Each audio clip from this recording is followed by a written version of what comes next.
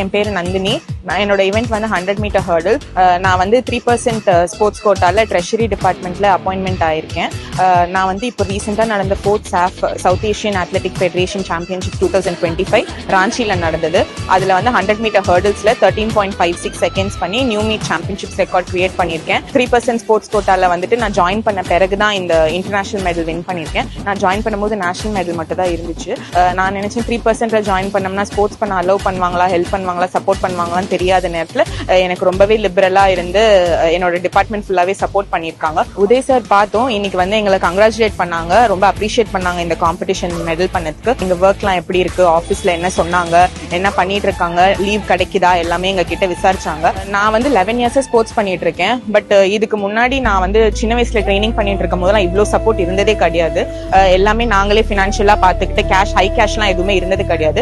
Udhayanidhi sir வந்து sports மினிஸ்டரா ஆன பிறகு எல்லாமே இம்ப்ளிமெண்ட் பண்ணிருக்காங்க. எங்க ஸ்போர்ட்ஸ் நல்லாவே டெவலப் ஆயிருக்கு. இன்ஃப்ராஸ்ட்ரக்சர், எக்யூப்மெண்ட், ஃபெசிலிட்டிஸ் எல்லாமே டெவலப் ஆயிருக்கு. அதனால சாருக்கு நாங்க ரொம்ப தேங்க் பண்ணிக்கிறோம்.